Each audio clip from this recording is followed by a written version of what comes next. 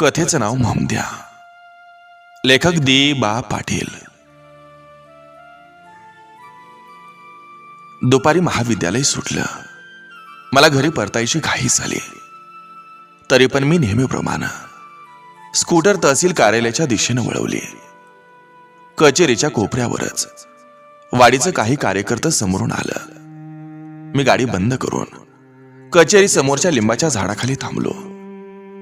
कार्यकर्त्यांचं क्षेम कुशल विचारलं. त्यांना चहाचा आग्रह केला. वाडीत मला शेनेची शाखा काढायची होती. आयताच विजय कदम भेटला. त्याची माझी या विषयावर दोनदा चर्चा झालेली, पण तो शाखा सुरू करायला कचरत होता. बोलत बोलत आम्ही संतोष हॉटेलच्या पायऱ्या चढलो. हॉटेलात खूप गर्दी होती, म्हणून थोडा वेळ बाहेरच थांबलो. मी कदमला म्हणालो, अरे कदम, बोल ना. अरे शाखा कधी काढायची? हा, किती तारखेला? त्यावर कदम चाचपडत म्हणाला, काय आहे सर, शाखा काढण्याबद्दल काय नाही, पण सर गावातून प्रतिसादच मिळत नाही बघा. अरे का बरं? लोकांना आपले विचार पटवून द्यायचं. सर अहो, गाव एका विचारांचं नाही बघा. गावात दांडगी टगगिरी आहे आणि माणसं पुढाऱ्यांच्या दबावाखाली आहे ती, असं कदम बोलला.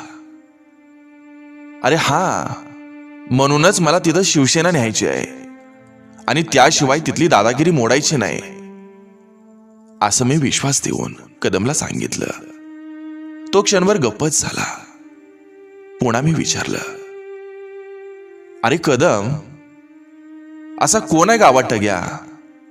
तुम्ही इतकं का भीता? तेव्हा कदम म्हणाला, सर मामद्या पठाण नावाचा टग्या आहे. अहो, त्याची सगळ्या गावात दहशत आहे बघा. गावातलं पुढारी पण त्याला भिवून असतात. मी म्हणालो, मामद्या पठाण? तेवढ्यात कदमची नजर पाठीमाग कचेरीच्या दिशेने वळाली.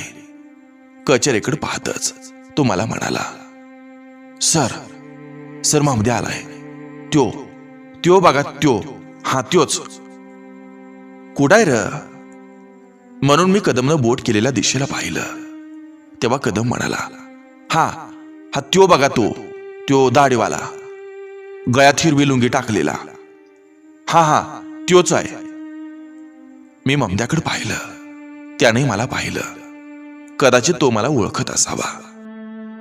मामद्या एकदम छलाटे अंगाचा, 5.25 फूट उंचीचा, काळा सावळा, डोळं बटबट येत पण नजरेतून जरब निर्माण करणारा, डोक्यावर गोल मुस्लिम टोपी, कपाळावर काळा चटा, भुवयावरचं केस प्रमाणापेक्षा जास्त वाढलेलं, ओठावरच्या मिशा वाढवलेल्या पण टोकांना पीळ न देता ती दोन्ही बाजूनं खाली आलेली, छातीपर्यंत आलेली निमोठी दाढी गालावर कोरल्यामुळं त्याच्या जमातीची साक्ष देत होती.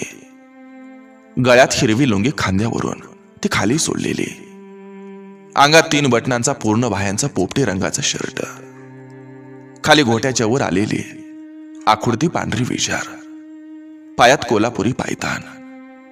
मी त्याचं व्यक्तिमत्व न्याहाळत कदमला विचारलं, कदम, हाच का तो टग्या? होय सर, हा 1 नंबरचा गुण माणूस आहे. सगळं गाव ह्याच्या दबावाखाली आहे. सर लय डेंजर माणूस आहे यो. ह्याच्या नावावर 4-5 हाफ मर्डर आहेत आणि कितीतरी किरकोळ मारामारी आहेत त्या. हाच तो गुंड.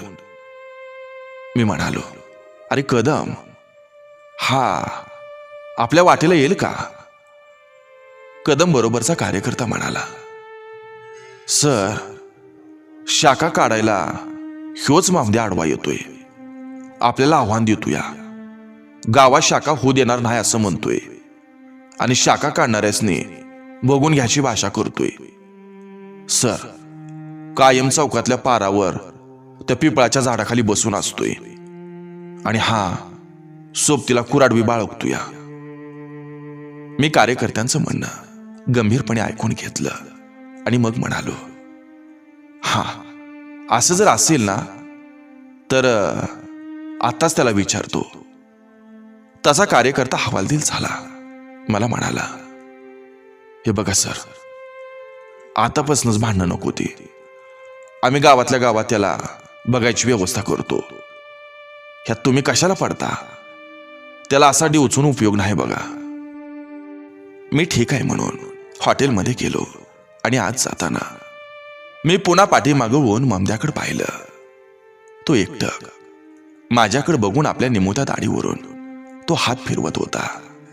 बघता बघता जमिनीवर थुंकला. त्याच्या त्या उर्मटपणाचा मला भयंकर राग आला आणि कदमला म्हणालो, कदम, हाणूया त्याला. हा. अहो सर, सबुरीने घ्या थोडं, असं कदम म्हणाला. मग मीही त्याच्याकडं दुर्लक्ष केलं. पण त्या क्षणापासून ममद्या माझ्या डोक्यात राहिला. पुढं काही दिवसांनी वाडीच्या शाखेचं उद्घाटन पक्क झालं. प्रमुख पाहुणे म्हणून जिल्हा प्रमुखांना निमंत्रित केलं. उद्घाटनाचा दिवस उजाडला. सूर्य मावून गेल्यानंतर मी स्कूटरवरून माझा एक सहकारी जगदीश जाधवला घेऊन वाडीला गेलो. शक्यतो खेडेगावात रात्रीचंच कार्यक्रम असायचं, कारण दिवसा माणसं रानामाळात असायची.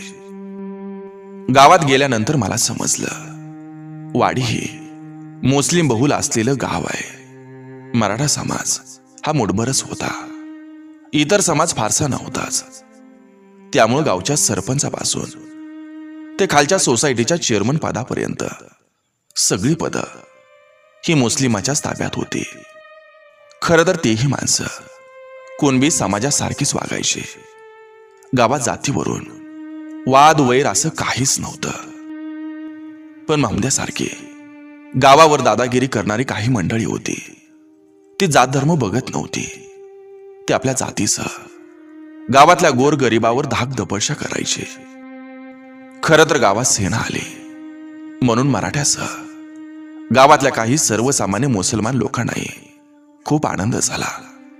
कारण लोकांना वाटायचं सेना अन्यायाविरोधात लढणारी, गोरगरिबांच्या पाठीशी राहणारी संघटना आहे.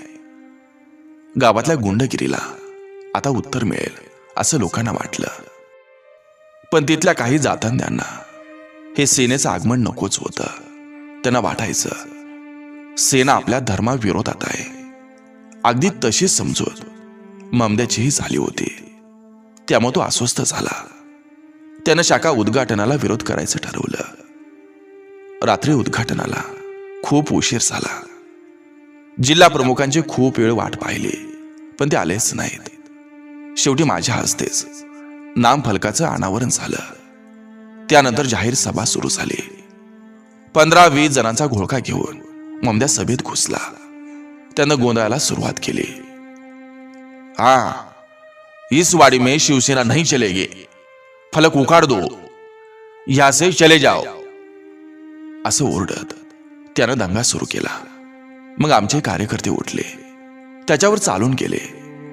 तेवढ्यात गावातल्या सुज्ञ मंडळींनी त्याला ढकलत गर्दीतून बाहेर नेला आणि पुन्हा सभा सुरू झाली. मीही प्रखर भाषेत दादागिरीचा समाचार घेतला. गर्दीतून बाहेर गेलेला ममद्या थोडा दूर जाऊन ओरडून काहीतरी बडबडत होता. त्याच्या दृष्टीनं तिथं शाखा सुरू होणं हा त्याचा अपमान होता. मग मीही थोडं सबुरीनेच घेतलं होतं, कारण माझं कार्यकर्त्यांचं बळ अपुरं होतं. शिवाय तिथं शाखा काढण्यात मी यशस्वी झालो होतो. तालुका प्रमुख म्हणून काम करत असताना शाखा काढायचं राहिलेलं हे तालुक्यातलं शेवटचं गाव होतं, म्हणून मी समाधानी होतो. सभा संपल्यानंतर अनेक मुस्लिमांनी मला हस्त आंदोलन केलं. पटेल नावाचा एक वयस्कर इसम पुढे आला.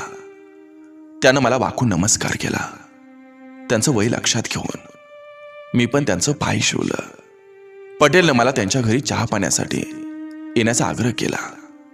मला आश्चर्य वाटलं. ममद्या मला विरोध करत होता आणि हा दुसरा मुस्लिम मला घरी येण्याबद्दल आग्रह करीत होता. त्याचं कोडं मला सुटत नव्हतं. शेवटी पटेल बरोबर आलेला. दुसरा एक वयस्कर गृहस्थ म्हणाला, साहब, ममद्या ने तो गोर गरीब पर बहुत जुल्म किया है. आपको हाथ जोड़ता हूं, तुम गरीब का आधार बनो. बहुत दिन से सुनता हूं कि सेना गरीब की है, इसलिए साहब तुम गरीब का आधार बनो. हमारी ये गिनती है आपको. असं म्हातारा आजीजीनं बोलला. मला तिथली परिस्थिती लक्षात आली. मी पटेलच्या घरी गेलो. मागाचाच म्हातारा म्हणाला, साहब, ममद्या ने गरीब की जिंदगी हैरान कर डाली. उखडणी भी मागताय. त्यावर मी म्हणालो, अहो, एवढं होऊन तुम्ही पोलिसात का जात नाही? तसा म्हातारा म्हणाला, साहब, कौन जाएगा पुलिस में? उनका पुलिस थाने तक खाते. बड़े नेता का ममद्या आदमी है, उनके साथ घूमता है. केस करने वालों को खूब पीटता है. कौन करेगा उस पर केस? तेवढ्यावरून मला ममद्याची पार्श्वभूमी कळाली. ममद्या कोणातरी पुढाऱ्याच्यासाठी काम करतोय म्हणून तो गावात शेर आहे. शिवाय त्याचा सेनेला विरोधी त्याच भावनेपोटी असावा. पटेलच्या घरातलं चहा पाणी उरकून मी उठलो. उठताना म्हणालो, ठीक आहे, आम्ही आमच्या पद्धतीने त्याला बघून घेतो. तुम्ही काळजी करू नका. गावातून बाहेर पडायला मला रात्रीच्या 11 वाजून गेल्या. मी स्कूटरला किक मारली. जगदीश पाठीमागे बसला. जय महाराष्ट्र म्हणून कार्यकर्त्यांचा निरोप घेतला. स्कूटर कच्च्या खडीच्या अंधाऱ्या रस्त्याला लावली. मनात खूप गोंधळ होता. डोक्यात ममद्यानं जाहीरपणे शाखा उकरून टाकण्याचं ते दिलेलं आव्हान होतं. शिवाय सभेत घातलेला गदारोळ होताच. तिथले काही कार्यकर्ते हायवे पर्यंत पोहोचवायला येतो म्हणत होते, पण मीच त्यांना म्हणालो, हे बघा, अहो बघावं तर हायवे पर्यंतचं अंतर फक्त 3 किलोमीटरच आहे. हायवेला लागलो की कसली आली भीते. तुम्ही काळजी करू नका, आम्ही जातो. टेन्शन घेऊ नका. मी भूताखेतांचा विचार करत होतो. कदाचित कार्यकर्त्यांच्या डोक्यामध्ये घातकी ममद्याचा विचार असावा. आता गाव 1 किलोमीटर पाठीमागं पडलं. गावातल्या डांबावरचं दिवं दिसेनासं झालं. समोर दाट काळोखानं दाटलेली खाच खळग्यांची वाट होती. दोन्ही बाजूंना किर्र ऊसांची शेतं होती. वाट निर्मनुष्य. पुढं अंधार चिरत जाणारा स्कूटरचा लाईट. पाठीमागं थंडीनं गारटलेला जगदीश. दोघं एकमेकांशी बोलत नव्हतो, कारण जरासं वातावरणाचे दडपण असल्यासारखं झालेलं. पुढं वाटेवरच एक खोलगट उतारा लागला. त्या उतारात स्कूटर आले आणि स्कूटरच्या लाईटच्या उजेडात रस्त्यावरच मधोमध उभी राहिलेली 2 माणसं दिसली. आधीच सगळी वाटच बेसूर. दोन्ही बाजूला अंधारात चमकणारं गाजवं. वाऱ्यावर होणाऱ्या ऊसाच्या फडाचे सळसळ. अशात आडवी ती उभी राहिलेली 2 माणसं. मन सरकलं, छाती धडधडलं. माणसं जवळ आली. अगदी वाट अडवूनच उभी होती. थांबावं तर पंचायत, न थांबावं तरी अवघडच, अशी अवस्था झाली. शेवटी मन बेढर करून थांबलोच. त्यांना बाजूला व्हा म्हणालो. स्कूटरच्या लाईटच्या उजेडामध्ये तो चेहरा ओळखला. मागाचाच तो ममद्या आणि त्याचा साथीदार वाट रोखून उभे होते. ममद्यानं गळ्यातली लुंगी डोक्याला बांधलेली. अंगावरच्या लांब शर्टाखाली कमरेला काळी लुंगी गुंडाळलेली. त्यानं त्याच्या उजव्या हातात उंच भाला धरलेला. हातात भाला धरून तो आडवा थांबलेला. त्याच्या बरोबरचा त्याच्यासारखाच तो दिसणारा इसम मात्र मोकळा होता. ममद्यानं भाला उचलून पहिल्यांदा आडवा धरला. मी अवसान टेकून त्याच्या समोर उभा राहिलो. माझ्या बरोबरचा कार्यकर्ता भीतीनं पूर्ण गारटला. ममद्यानं भाला सरळ करून भाल्याचं पातं माझ्या छातीला लावलं. त्यानं त्याच्या भाषेत मला शिवीगाळ चालू केली. तो दरडावून म्हणाला, अभी अभी तो मेरे हाथ से छूटेगा नहीं छूटेगा. त्याला मी काहीच प्रत्युत्तर केलं नाही. पुन्हा तोच म्हणाला, ए गाव में सेना लाता है क्या? तुझे ममद्या का क्या चीज है दिखाता हुआ भी. हा. त्यावर मात्र मी धीर करून त्यालाही दरडावलं. हे बघ महमद्या, तू बाजूला हो, आणि जर मला काही केलंस तर तुला हे फार महागात पडेल. हे बघ, तुझं घरदार सुद्धा राहणार नाही. तू बाजूला हो. यावर तो जास्तीच चवताळला. त्यानं घाणेरड्या शिव्यांचा जोर वाढवला. भाला तसा छातीवर लावलेला. मी पूर्ण निशस्त्र. बरोबरचा कार्यकर्ता. तो वयानं लहान होता. त्याच्या शिव्या खाण्याशिवाय पर्यायच उरला नाही. तेवढ्यात आमची वेळ चांगली म्हणून की काय, पाठीमागून 2 दिव्यांचा प्रखर उजेड फेकत एक जीपगाडी आली. येणारी जीप बघून महमद्या सावध झाला. त्यानं बरोबर आणलेला गडी त्याला म्हणाला, ए महमद, भाग, पोलीसवाले आहे, चलो भाग. तो त्याचा साथीदार असं का ओरडला कोणास ठाऊक, पण महमद्या मात्र मला सोडून बाजूच्या उसात पळाला. मी निश्वास टाकला. ती संधी साधून मी स्कूटरला किक मारली. तेवढ्यात पाठीमागून आलेली जीप धुरळा उडवत पुढे निघून गेली. त्या धुरळ्याच्या लोटाची सोबत धरूनच मीही माझी स्कूटर गतीनं चालवली. दुसरा दिवस उजाडताच रात्रीचा प्रसंग डोक्यात घेऊनच मी वाडी शेजारचं माझ्या जिवलग कार्यकर्त्याचं गाव गाठलं. त्याच्या कानावर रात्रीचा प्रसंग आणि तो गुंड महमद्याचं पात्र घातलं. त्याने मला शब्द दिला, सर, तुम्ही काय बी काळजी करू नका. महमद्या तुमची माफी मागायला येईल एवढंच सांगतो, बाकी जास्त नाही बोलत. त्याच्या 10 पटीनं आपल्याकडे गुंड आहे ते. तुम्ही निवांत राहा, काय बी काळजी करू नका. असा कार्यकर्त्याने तो दिलेला विश्वास घेऊन मी रोजच्या कामाला लागलो. 2-3 दिवस उलटलं आणि अगदी सकाळी सकाळी महाविद्यालयाच्या गेटवरच महमद्या मला भेटला. त्याला बघून पहिल्यांदा मी थोडा अस्वस्थ झालो, पण त्याची मला भीती उरली नाही, कारण त्याच्यासोबत मी ज्या पटेल नावांच्या म्हाताऱ्या गृहस्थाच्या घरी चहा पाणी केलं होतं, तो इसम त्याच्याबरोबर आला होता. पहिल्यांदा मी त्याला नमस्कार केला. मग जरा डोळं वाटारून महमद्याकडे बघितलं. महमद्या हात जोडून जवळ आला आणि एकदम माझ्या पायावर वाकला. मी पाठीमागे सरकलो. तो दीनवाणेपणे म्हणाला, साहब, मेरी गलती हुई. हाँ साहब, मेरी गलती हुई. मुझे माफ कर दो, माफ कर दो साहब. मला काहीच कळेनासं झालं. महमद्या एकदम माफीवर कसा आला तेच मला समजेना. त्याच्यासोबत आलेलं पटेल मला म्हणाले, साहब, कल रात आपके आदमी गांव में आए थे. उन्होंने गांव के चौक में इसको नंगा करके पिटाया और जाते वक्त बोले, सर की माफी मांगो नहीं तो जिंदा नहीं रहेगा. पुन्हा पटेल म्हणाले, साहब, बात मिटा दे. हा साहब. मी क्षणभर गप्पच राहिलो. झाला प्रकार ऐकत होतो. महमद्या गाया वाया करत म्हणाला, साहब, मैं गांव का शेर हूं. मेरे गांव के सामने इज्जत गई. तुम्हारे आदमी ने मेरी बिल्ली बनाई.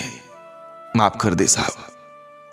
ऐसी गलती फिर नहीं होगी, नहीं होगी साहब. मुझे माफ कर दो साहब, माफ कर दो.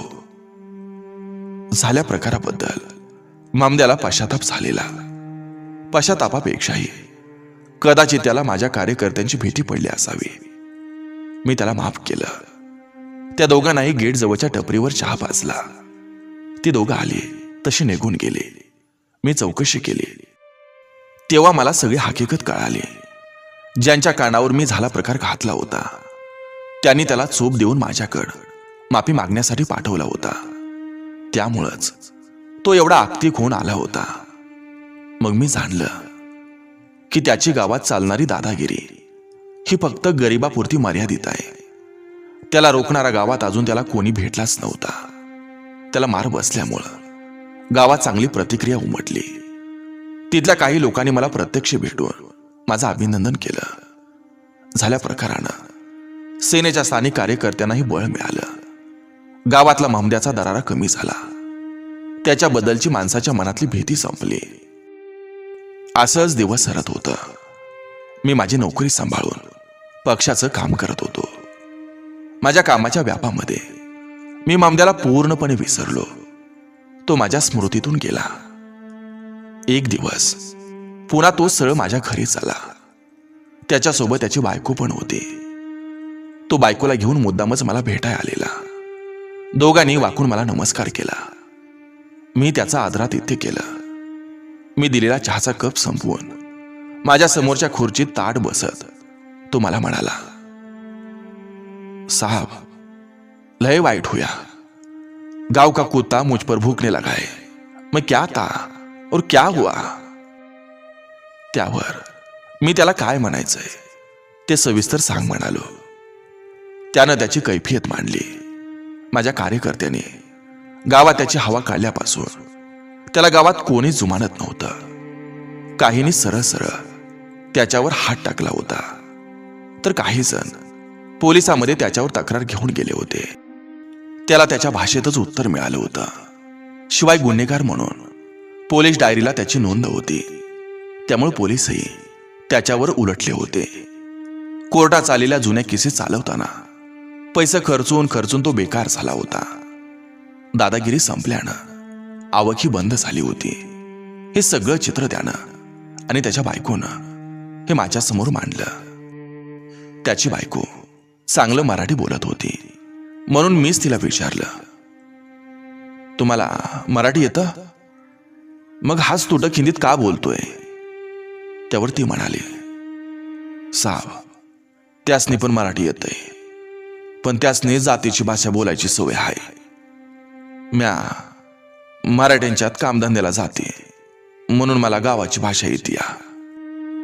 शेवटी त्याची बायको आग्रह धरत म्हणाली, साहेब, तुम्ही चहा पाण्यासाठी आमच्या घराला पाय लावाय पाहिजे, म्हणजे माझा नवरा रुळावर येतोया. हा साहेब, तुम्ही या आमच्या घरला एकदा. त्यावर मी म्हणालो, पण मी तुमच्या घरी येण्यामुळं हा कसा काय सुधारेल? तशी ती म्हणाली, अहो साहेब, गावापुढं तुमच्या माणसाने ह्यांचा अपमान केलाय. तवापासनं हे पार बिघडल्यागत झाल्यात. लय दारू प्यायला लागले. ते घरात होतं ते सगळं दारूत घालवलंय. थोडी जमीन हाय ती पण पडीक पडली. काय काम नाही, धंदा नाही. पोरा बाळांची उपासमार व्हायची वेळ आली. साहेब, तुम्ही घरला आल्याशिवाय ह्यांची इज्जत भरून येत नाही असं याचने वाटतं या. म्हणून माझी विनंती आहे, एक बार साहेब, आमच्या घराला पाय लावा. हा साहेब. त्याची बायको बराच वेळ बोलत होती. मी फक्त ऐकून घेतलं. माझ्या लक्षात आलं की मामद्याची आपल्या कार्यकर्त्याकडून जी पिटाई झाली, तो त्याला अपमान वाटतोय आणि तो अपमान धुवून जावा म्हणून तो मला त्याच्या घरी चहा पाण्याला येण्याचा आग्रह करतोय. त्याचं गणित त्यांनाच ठाऊक होतं. शेवटी त्याच्या विनंतीला मी होकार दिला. तरी पण मला त्याचा मनापासून तिरस्कारच वाटत होता. पुढे मी त्याच्याकडे गेलोच नाही. त्याला दिलेलं आश्वासन मी विसरून गेलो. त्याच्याकडूनही पुन्हा काही निरोप आला नाही. 2 वर्ष निघून गेली.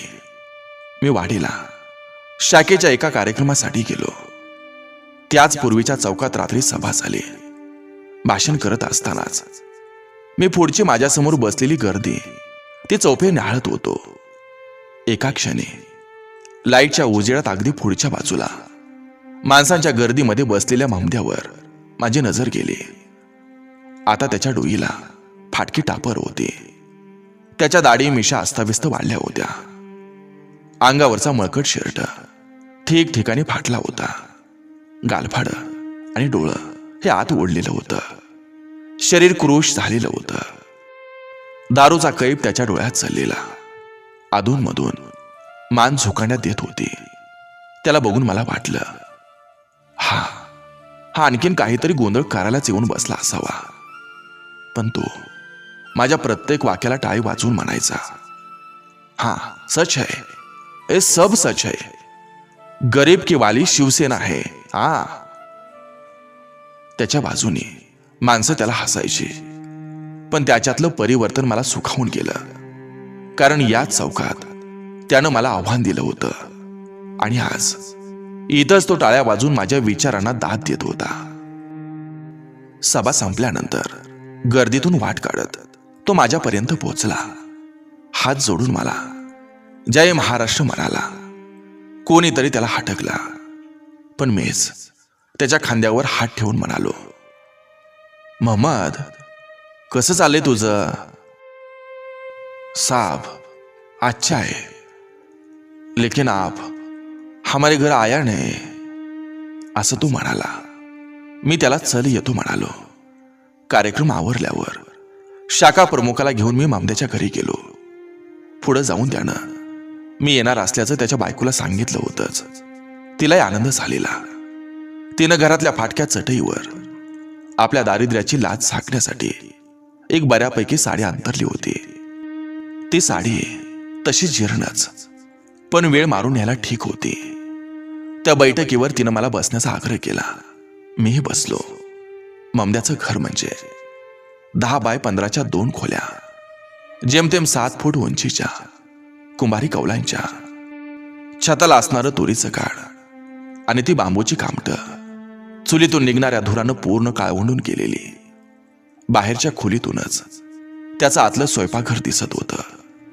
आत एका कोपऱ्यात मातीची चूल मांडलेली, तिच्या शेजारी जळण रचलेलं, घराच्या भिंती मातीनं सारवलेल्या, त्याही धूसर रंगाच्या झालेल्या. भिंतीतच एक लाकडी फळ्यांचं कपाट. त्या कपाटात कळकटलेली 4 पितळी भांडी, 4 ताटं, थोड्या वाट्या, कपाटाच्या डोक्यावर 2 खुंटाळ, त्यावर चिंध्या होऊन लोंबणाऱ्या 2 वाकळांच्या कड्या, मधल्या तुळीला लोंबणारा लाईटचा बल्ब. बाहेरच्या खोलीत खुंटीवर टाकलेल्या 2 साड्या, काही कपडे. बसल्या जागेवरूनच मी त्याचं घर निरखत होतो. तेवढ्यात त्यानं चहाची कप बशी हातावर दिली. कपातला काळा चहा मी बशीत ओतून तोंडाला लावला. चहाचा एक घोट घेऊन त्याला म्हणालो, अरे मोहम्मद, तुझ्या व्यसना पाय आणि तुझ्या दादागिरी पाय तू पार घर रिकामं केलेलं दिसतंय. हे नाही बरं. तो थोडा खजील झाला. मधल्या चौकटीत उभ्या असलेली त्याची बायको त्याला म्हणाली, जरा कानखुल कर सुनो, साफ बोलताय ते सच है, जरा बड़े आदमी के सुनकर अभी तो सुधरो. त्यावर तो पटकन म्हणाला, साहब, कसम खाके बोलता हूं मैं, आज से दारू बंद. हा साहब, दारू बंद. त्याच्या वाक्यानं त्याची बायको आनंदी झाली. तिच्या ओठावर हसू आलं. ती मला म्हणाली, साहेब, एवढ्यासाठीच तुम्हासने घरला या म्हणत होते मी. माझ्या इथं येण्यानं मामद्या सुधारतोय हे ऐकून मला एक क्षणभर बरं वाटलं. आपली भेट सार्थकी लागली असंच वाटलं. बैठकीवरून उठताना मी पुन्हा एकदा त्याच्या मोकळ्या घरातून नजर फिरवली. माझी नजर कोनाड्यातल्या भिंतीवर अडखळली. तिथं 2 खुंट्यावर एक भाला आडवा टाकलेला. याच भाल्यानं ममद्यानं आपल्यावर हल्ला करण्याचा प्रयत्न केलेला. या भाल्यामुळंच गावावर त्याची जरब होती. पण बहुधा आता तो खुंटीवरच असावा, कारण तो पेलण्याचं बळ आता ममद्याच्या मनगटात उरलंच नव्हतं. मी मात्र त्या दिवशीच्या रात्रीच्या आठवणीनं शहारून गेलो. त्याच्या घरातून बाहेर पडताना मनाशीच म्हणालो, हा, एवढी एकच वस्तू अजूनही ममद्याच्या दादागिरीची साथ देते. हा. त्यानंतर वाडीस माझं कधी जाणं झालं नाही. पुढे बऱ्याच दिवसांनी ममद्या मला इस्लामपूरच्या एसटी स्टँड समोर भेटला. रस्त्याच्या कडेच्या एका बंद टपरीच्या दाराला पाठ लावून बसलेला. त्यानंच मला जय महाराष्ट्र ओरडून साथ घातली. मी त्याच्याजवळ गेलो. आता तर तो शरीरानं आणि अवतारानंही पूर्णपणे विस्कटला होता. एखाद्या टीबी पेशंट सारखा दिसत होता. आयुष्य भरकटून गेल्यासारखा दिसत होता. तो उठून माझ्याजवळ येत म्हणाला, साहब, एक काम है. अरे बोल ना, काय काम काढलंस? तो गयावया करत म्हणाला, साहब, वाड़ी जाने के लिए टिकट को पैसा नहीं, ₹10 मिलेगा तो अच्छा होगा. उपकार करू गरीब पर. साहब ₹10 दे दो ना. मी त्याला निरखून पाहिलं. तो लडबडत होता. तो जवळ आल्यावर दारूचा उग्र दर्प मला आला होता. म्हणून याला कशाला मदत करावी असं मला वाटलं. तो पुन्हा पुन्हा विनवण्या करायला लागला. मी त्याला खडसावून म्हणालो, हे बघ मामद्या, दारू सोडण्याची शपथ घेतलेलीस तू, पण अजून सुटलेली नाही दिसत. त्यावर तो गंभीरपणे म्हणाला, साहब सच बोलो. हां बोल. कैसे छूटेगी साहब? आमिर उमराव को भी छूटी नहीं, तो गरीब को कैसे छूटेगी? अरे पण तू घेतलेली शपथ. साहब शपथ का और दारू का रिश्ता भी अजीब है. दारू के लिए शपथ तो बार बार लेनी पड़ती है. मैं मजबूर हूं, क्या करू साहब? असं म्हणून त्यानं पुन्हा माझ्या पुढे हात पसरला. मी नाविलाजानं त्याच्या हातावर 10ची नोट टेकवली आणि क्षणात त्यानं पाठ फिरवली. दिवसा मागून दिवस जात राहिलं. काही वर्षांचा कालखंड सरला. चैत्रातल्या एका दुपारी मी गावात चौकातल्या गुळभेंडीच्या झाडाखाली बसलेलो. सोबत काही मित्र होतं. रस्त्यावर रखरखतं ऊन होतं. त्या उन्हात झाडाखालची गार सावली लाख मोलाची वाटायची. दुपारी मोकळ्या वेळेतली बैठक तिथंच असायची. उन्हामुळं रस्त्यावरही फारशी वर्दळ नसायची. आम्ही गप्पात दंग होतो. त्याच वेळी रस्त्यानं एक वयस्कर माणूस बर्फाच्या कांड्यांचा गाडा ढकलत निघालेला. डाव्या हातानं गाडा ढकलत होता, तर उजव्या हातानं गाड्याच्या दांडीला अडकवलेली पिवळी घंटा, तिला बांधलेल्या बारीक दोरीच्या साह्यानं तो एकसारखी वाजवत होता.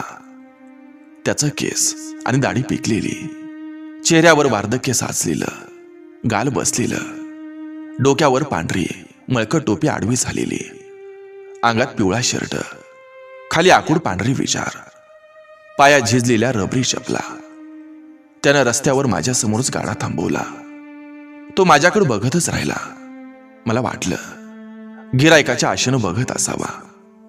काही वेळानं तो तिथूनच म्हणाला, जय महाराष्ट्र साहेब, जय महाराष्ट्र. मी बसल्या जागेवरूनच जय महाराष्ट्र केला. तो गाडा सोडून झाडाच्या सावलीत माझ्यापर्यंत येत म्हणाला, पाटील साहेब ओळख लागली का? मी नकारार्थी मान हलवली. तो म्हणाला, साहेब तुमच्यात बी लय बदल झालाय. पहिल्यांदा मी तुम्हासनी ओळखलंच नाही बघा. मी उठून उभा राहिलो. त्याला म्हणालो, कोण तुम्ही? नाही ओळखलं मी. तो हसत म्हणाला, अहो साहेब वाडीचा महमद्या पठाण. मी आश्चर्यचकित होऊन म्हणालो, अरे तो टगेगिरी करणारा, तो टग्या महमद्या? तो हात जोडत म्हणाला, टग्या नाही साहेब, गरीब महमद्या. हा. तो पुढवून पायावर वाकला. मी त्याला खांदा धरून उठवला. त्याला म्हणालो, महमद्या लका कमाल झाली म्हणायची. लका किती वर्षांनी भेटलास मला, आणि तोही या व्यवसायात. शिवाय मराठी चांगलं बोलतोयस की लका? तो लीनपणानं म्हणाला, साहेब अहो मराठी तर आपल्या मातीची भाषा आहे, पण जवानी येतं जातीचं वारं डोसक्यात लय शिरलेलं बघा. म्हणून सगळ्या संग जातीचीच भाषा बोलत होतो. त्यावर मी त्याला विचारलं, अरे मामद्या कसं काय चाललंय म्हणायचं तुझं? भाभींचं कसं आहे? कुटुंब काय म्हणतंय? आणि तुझी दारू पण सुटलेली दिसते का? तो खाली मान घालून शांतपणे म्हणाला, साहेब दारूच्या पायात प्रपंचाचे राग झाले बघा, राग झाले. एकुलते एक पोरग होतं, ते पण आजारपणात औषधाला पैसे नव्हता, म्हणून डोळ्यात देखत गेलं. लय वाईट झालं. पोराचं दुःख बायकोला झेपलं नाही. तिचं बी डोसकं बिघडलं. म्या पोराच्या कबरीवर हात ठेवून म्हणालो, आजपासनं दारू बंद. हा, आजपासनं दारू बंद. साहेब तवापासनं दारूच्या ठेंबाला बी शिवलं नाही. साहेब, तुमच्यासारख्याच्या ओळखीनं ह्यो गाडा हातात धरलाय. आता आता कष्टाची भाकरी खातूया. बायको बी बरी हाय म्हणायचं. हा, तिच्यासाठी जगायचं चाललंय साहेब, तिच्यासाठीच. असं बोलून तो थांबला. त्याच्या डोळ्यातून आसवं जमिनीवर पडली. मी त्याचा खांदा थोपटून म्हणालो, मामद्या, लेका नशिबाचा फेरा असतो. आता ठीक आहेस, आता असाच राहा. हा, येतंय नव लक्षात? तो पुन्हा हात जोडून म्हणाला, साहेब, एक डाव या घरला. तुम्ही आल्यावर तिला बी बरं वाटल. या साहेब, मी वाट बघतो. मी मान हलवून त्याला होकार दिला. महमद माझा निरोप घेऊन त्याच्या गाड्याकडे गेला. मला परत हात करून म्हणाला, साहेब, आठवणीनं वाडीला या. मी वाट बघतो. या साहेब. मी येतो म्हणालो. उजव्या हातानं त्यानं गाड्याच्या दांडीला बांधलेल्या पितळी घंटेची दोरी धरली आणि उजव्या हातानं गाडा ढकलत तो रस्त्यानं पुढे निघून गेला. आणि त्याच्या घंटेचा आवाज मात्र कायमचा माझ्या कानात निनादत राहिला, कानात निनादत राहिला, निनादत राहिला.